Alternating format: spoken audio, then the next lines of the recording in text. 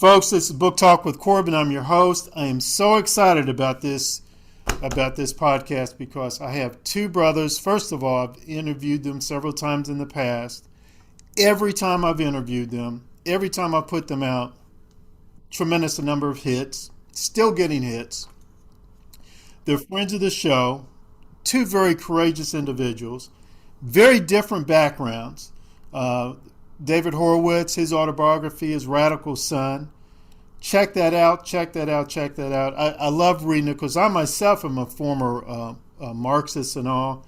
And when I was reading his book, it was just sort of like going down memory lane. It was amazing. And then Dexter Pitts here, this brother, has an amazing story. His book, I Am Pitts, you can get that at Amazon.com. You can also get Radical Son at Amazon.com. And it just fascinated me. I said, I had to bring these two guys together to engage in a discussion about things because they have such different backgrounds, obviously different looking guys. I mean, it'd be sort of hard for Dex to sort of try to pass and then for David Horowitz to try to pass, But clearly two different individuals, background and all, and yet in tune with one another. Both of them great patriots. Really in tune with one another. But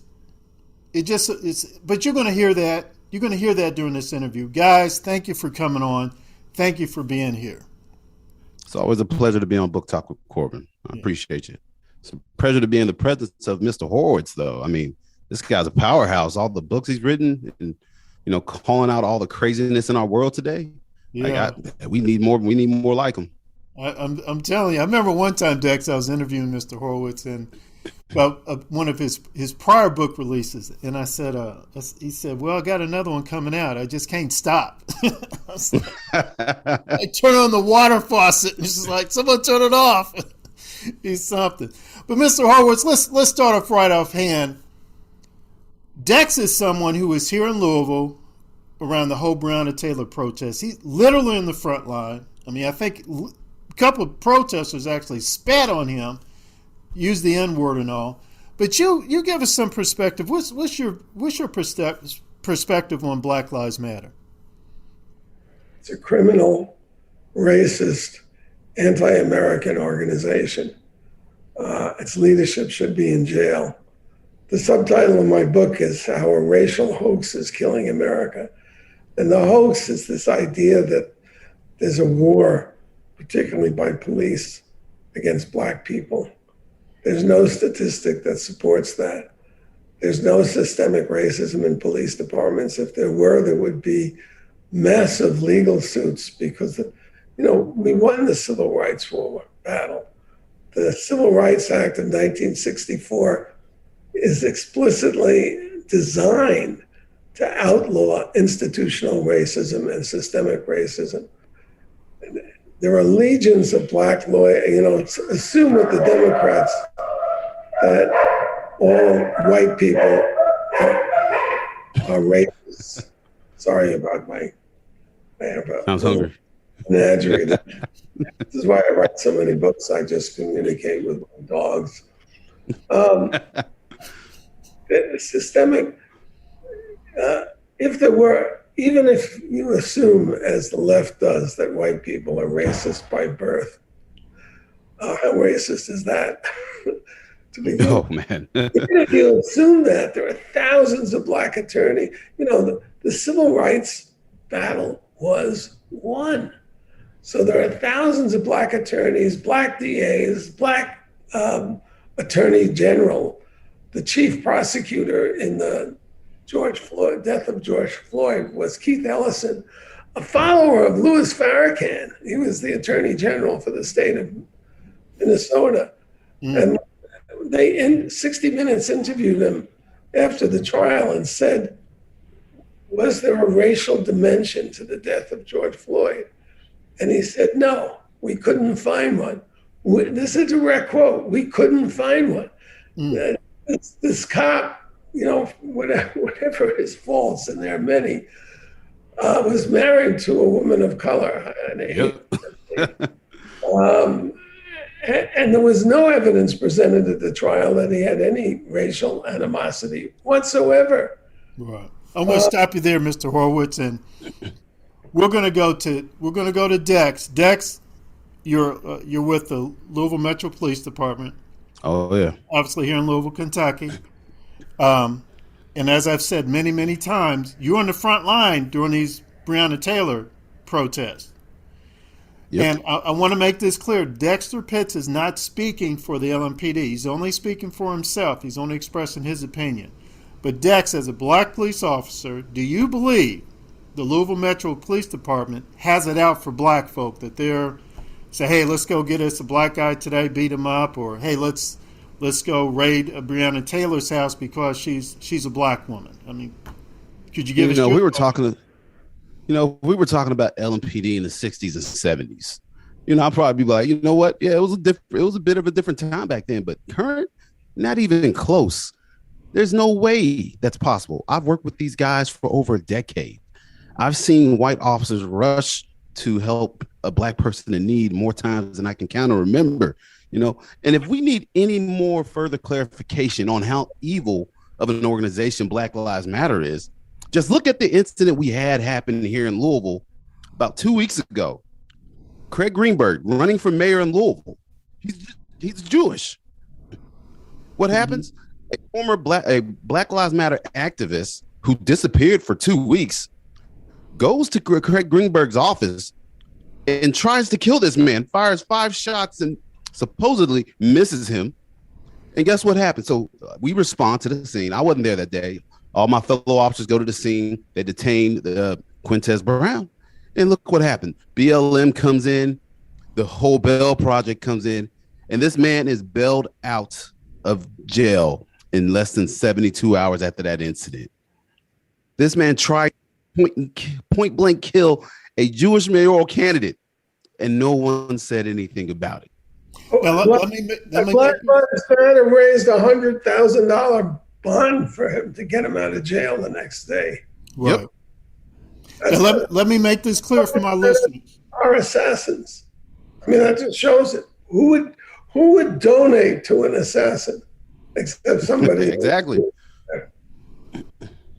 And now let me just make this clear for my listeners. This shooting was basically in a public place in broad daylight. Was that correct? Is that correct?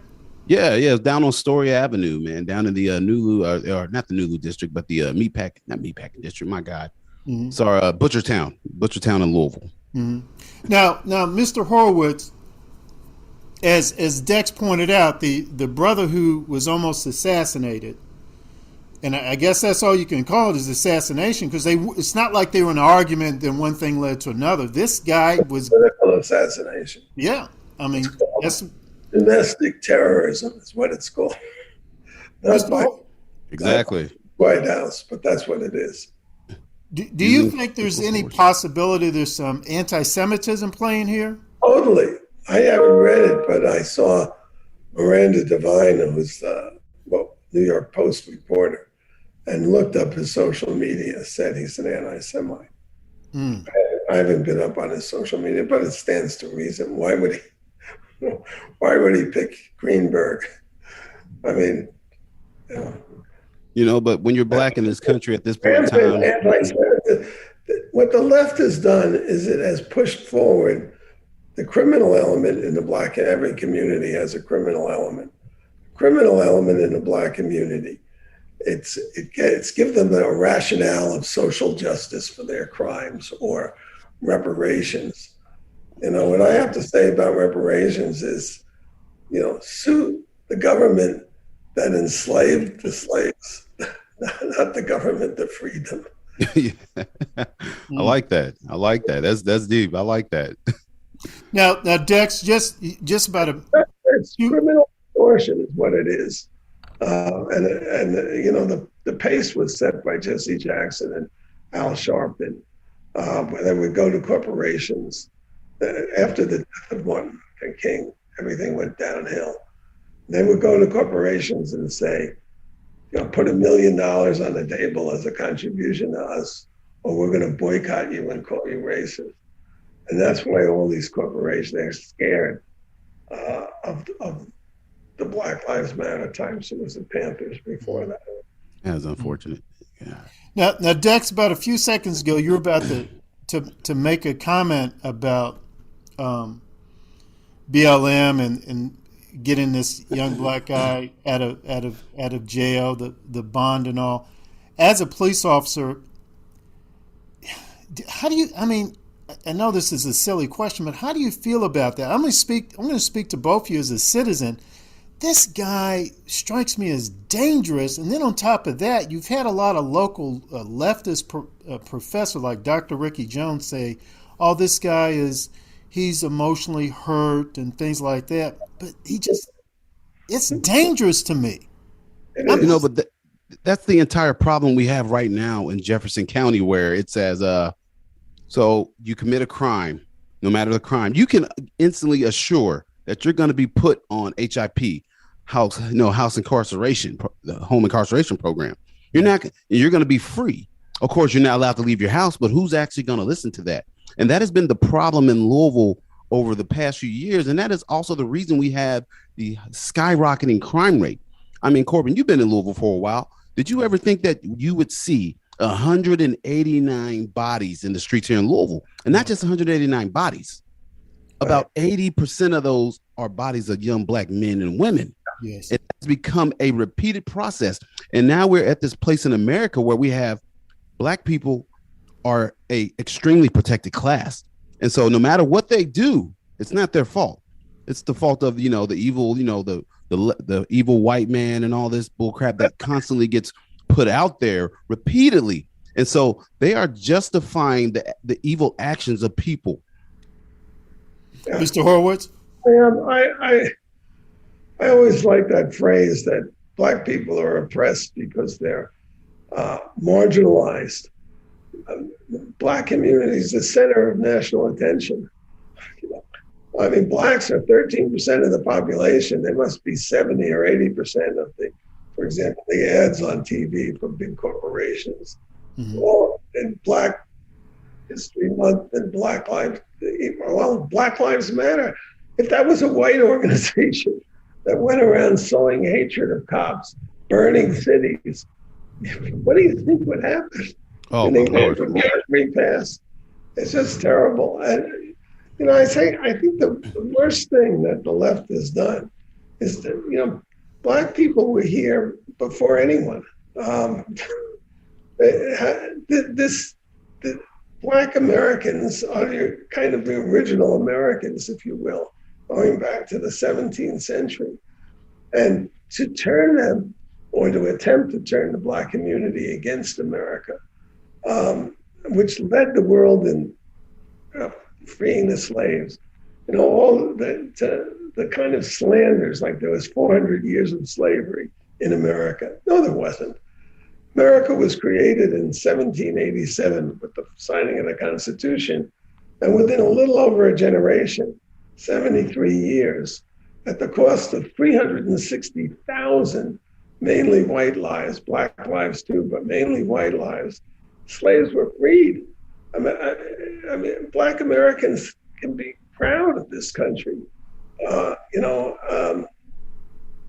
course, the South was 100 terrible years that South tried to take revenge. But the spirit of the country has always been to treat everybody as equal. And it's been a long, hard struggle because of human nature. Mm-hmm. The word struggle, every time I hear the word struggle, I always think of black people and we always say, the struggle, we down with the struggle. And I always have to tell my fellow people of color, like, man, black people, we do not own the corner market on struggle. To be human is to struggle. Every class of people that has existed since the beginning of time has struggled. I was like, do you think the Pilgrims did not struggle to cross the Atlantic to get here to start a new life? Amen. Do you think the Egyptians did, they had struggles. The Jews, my Lord, they have struggled and they continue to struggle, but they continue to advance too, though. It's just this whole victim mentality. It's not getting us anywhere. It's just continuing to hold us back. And I tell people, yes, America is not a perfect country. There are still going to be issues. Are there racists? Of course there's going to be racist people, but that does not make up the majority of the country. I can't tell you the last time somebody has come up, a random white guy's come up to me and just started dropping N-bombs on me. That doesn't happen. And if they do, it's some crazy